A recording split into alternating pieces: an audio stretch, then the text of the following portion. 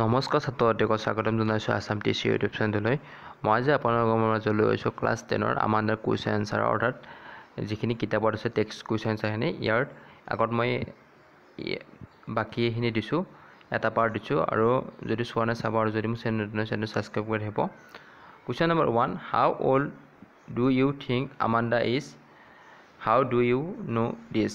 অৰ্থাৎ প্ৰশ্ন সুধিছে আমাণ্ডাৰ কিমান বয়স হোৱা বুলি তুমি ভাবা, আৰু তুমি অৰ্থাৎ যিখিনি বয়স হৈছে তুমি কেনেকৈ গম পালা, এইটো কথা সুধিছে। এনচাৰটো হ'ব Amanda is a teenager, C must B about 10-12 years old. অৰ্থাৎ আমাণ্ডা এজন কিশোৰী বুলি কৈছে, এটা আমাণ্ডা এজন কিশোৰী, আৰু তাইৰ বয়স হৈছে 10 বা 12 বছৰ হৈছে।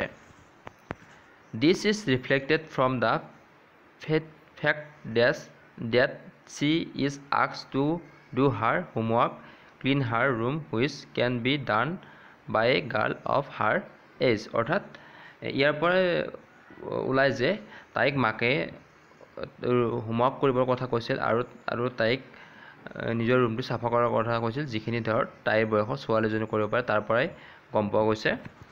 মোৰ ever she has acne on her face which is generally found in a teenager. অৰ্থাৎ ইয়াৰ পৰাও প্ৰতিফলিত হয় যে তাইৰ মুখত শালমইনা ওলাইছে, অৰ্থাৎ তাইৰ মুখত শালমইনা ওলাইছে, যিখিনি ধৰক সাধাৰণতে টিনেজাৰ অৰ্থাৎ কিশোৰীৰ 10-12 বছৰৰ ছোৱালীৰ মুখত ওলায়। Amanda does not like to be instructed and loves dreaming which reflected the sign a teenager. আৰু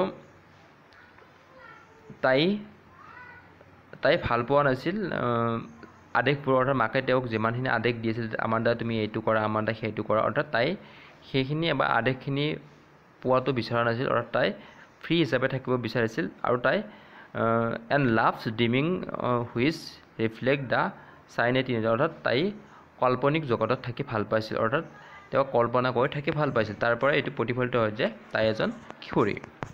2 number question answer, who do you think is speaking to her?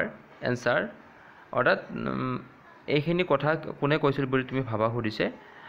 I think her mother is speaking to her. অৰ্থাৎ এইখিনি কথা তাইৰ মাক, অৰ্থাৎ আমাণ্ডাৰ মাকে আমাণ্ডাক কৈছিল। Where standards 2, 4 and 6 gives in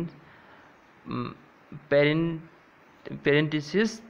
answer, standards 2, 4 and gives in the parenthesis as they are the thought of the child when she was given in instruction to do or not to do something that are given in the other stanzas. অৰ্থাৎ